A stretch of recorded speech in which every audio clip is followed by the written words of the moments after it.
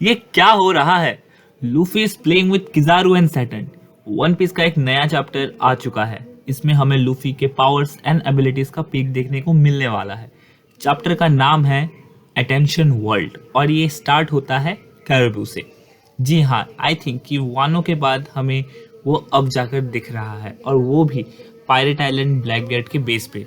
Van आउगर और कैटरीना उसको suspicious तरीके से पूछताछ करते हैं एंड ऑब्वियसली वो ऐसे ही किसी भी ऐरे गहरे तुच्छे को एक योंको से मिलने तो नहीं दे सकते। वैन आउगर कैरिबू पे अपना स्नाइपर तान देता है पर कैरिबू उसको समझाता है कि ये करना सही नहीं होगा। अगर कैरिबू मरता है तो ब्लैकबीयर्ड उनको नहीं छोड़ेगा और इसका एक बहुत ही बड़ा रीज़न है कैरिबू के पास एंशिएंट वेपन्स का सारा इंफॉर्मेशन है और इससे वो एक बहुत बड़ा एसेट बन जाता है ब्लैकबीयर्ड के लिए। कैरिबू अपने ट्रू कैरेक्टर को दिखाते हुए पहले ही उनको बोलता है कि अगर वो ब्लैकबीयर्ड से मिल पाता है तो वो सारा इन्फॉर्मेशन बिना कोई स्ट्रगल के छोड़ देगा। इससे बात साफ है कि उसका मेन मोटिव ब्लैकबीयर्ड का क्रू ज्वाइन करना ही है। बट मुझे ऐसा लगता है कि जस्ट बिकॉज ऑफ दिस ब्लैकबीयर्ड उसको क्रू में तो आने नहीं देगा। वो बिल्कुल भी भरोसा करने लायक है ही नहीं। मगर उसकी डेविल फ्रूट बहुत काम की हो सकती है। इसके मदद से वो कहीं भी स्नीक इन करके इंपॉर्टेंट इंफॉर्मेशन ला के दे सकता है। दूसरे सीन में एग आइलैंड दिखता है जो कि आग के लपटों से झूम रहा है। अब जब बोनी के कंट्रोल में सारे पैसिफिस्तास हैं तो वो नेवी पे जम के अटैक कर रहे हैं।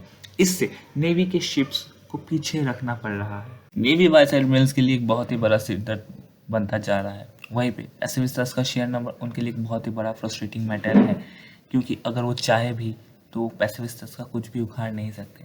वेगापंक ने खुद ही बॉनी को पैसिफिस्तास का कमांड थमाया है। उस वक्त जितने भी वाइस एडमिरल्स थे एग आइलैंड पे उनको ऑर्डर दिया जाता है कि सब अपना पोस्ट छोड़ के अपना फाइट क्विट करके अपना पूरा फोकस बॉनी को तलाश करने पे लगा दे। कुछ चैप्टर्स पहले बॉनी शायद उनके लिए इतना इम्पोर्टेंट थ्रेट थी भी नहीं बट अभी का सिचुएशन बहुत ज़्यादा चेंज हो चुका है। आउट ऑफ दिस एक वाइस एडमिरल्स को बॉनी और कुमार दिखते हैं जो कि भाग रहे थे एस्केप रूट से। पता नहीं उसका डेविल फ्रूट पावर क्या है और है भी या नहीं। मुझे ऐसा लगता है उसके अटैक को देख के कि वो प्योर हाकी बेस्ड अटैक है और जब वो अटैक करने ही वाला था तभी डॉरी एंड ब्रॉगी आकर उनको बचाते हैं। भाई साहब, difference between A giants power and A wise Admirals इतना साफ साफ दिख रहा है कि एक ही बार में वो नॉकआउट हो जाता है। हाँ, डॉरी और ब्रॉगी ऑब्वियसली दो मोस्ट पावरफुल जायंट्स है एल्बाफ के और उन्होंने पहले भी खुद को साबित किया है। वो दोनों कहते हैं कि वो यहाँ स्ट्रॉ हैट्स को ले जाने आए हैं। नामी उनसे हेल्प मांगती है और ब्लॉगी वेगापंक को एज ए स्कॉलर याद करता है। जायंट्स के कैप्टन का ऑर्डर मिलने पर बाकी क्रू उन सभी को ले जाता है। बाकी के वाइस एडमिरल्स प्लान करते हैं उनको अटैक करने का from the side of the beach. To be honest, vice admirals का कोई वजूद मुझे अभी तक वन पीस में नहीं दिखा है and the difference in power between them and admirals always had been very clear.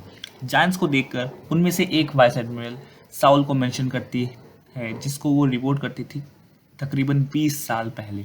Coming back to the place where Luffy was fighting, जहाँ पे वेगापंक इंजर्ड पड़ा हुआ है। Luffy is trying really really hard but धीरे धीरे Vegapunk अपना हाल छोड़ रहा है। वो कहता है कि अगर वो थोड़ा भी मूव हुआ वो इंटरनल हेमोरेज की वजह से मर सकता है। लूफी वेगापंक को अपने प्रॉमिस के बारे में याद दिलाता है कि वो उसे यहाँ से बाहर निकालेगा बट वेगापंक इतना ज़्यादा इंजर्ड हो चुका है कि वो अब खुद उठना नहीं चाहता as it is his last bed and he needs to protect things around here. Vegapunk ने ये होप किया था कि बॉनी को पैसिफिस्तास के कमांड के बारे में बाद में पता चले क्योंकि वो अभी भी छोटी है। लेकिन सर्कमस्टेंसेस ऐसे आ चुके हैं कि अब पूरी दुनिया उसके पीछे जाने वाली है। ऑब्वियसली वर्ल्ड गवर्नमेंट के लिए बॉनी अब और भी ज़्यादा बड़ी थ्रेट बन चुकी। लूफी के साथ सांजी भी उस वक्त उधर ही था और फिर एक हैवी साउंड के साथ वो लूफी को कहता है कि सैटर्न धीरे धीरे अपने ह्यूमैनिटी के लास्ट एसेंस को भी छोड़ रहा है। उसकी आंखें मॉन्स्ट्रसली चेंज हो रही है लाइक ए डीमन और उसका पूरा बॉडी पोइजन से कोट हो चुका है। एक शॉट में ऐसा दिखाया गया है कि वो जिस पेड़ के टहनी पे अपने पैरों को रखा था वो मेल्ट डाउन हो चुका है। तभी सैटर्न उन पर अटैक कर देता है। सांजी और लूफी दोनों ही डॉज करते हैं और सांजी वेगापंक को लेके वहां से निकलने का ट्राई करता है। वेगापंक सांची को कहता है कि वो उसे उतार दे और तभी नेवी का बंदर किजारू वहां आ जाता है। जी हाँ, किजारू वेगापंक पे दोबारा अटैक करता है, वो भी पॉइंट ब्लैंक रेंज से, और उसके इंजरीज को और भी क्रिटिकल कर देता है। I don't believe this guy, he is such A puppet soldier. इस इंसान में 1% का भी कोई मोटिव नहीं है, वो जस्ट नेवी के ऑर्डर्स को फॉलो करता है। और तभी लूफी अपने पावर्स को अब्यूज करता है और जस्ट लाइक टॉय वो किजारू और सैटर्न को ग्रैब करता है।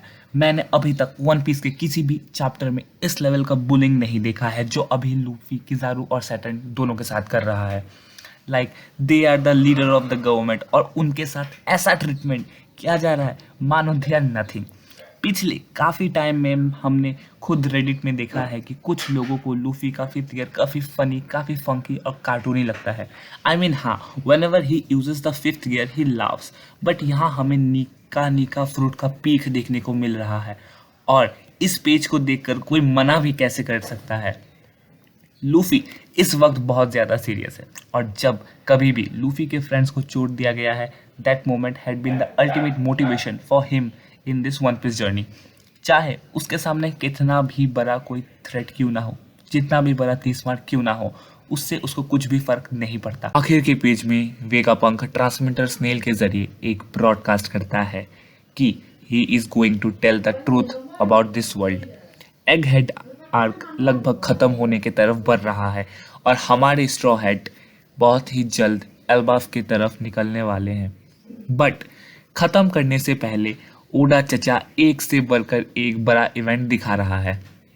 So we must bow down and say let him cook.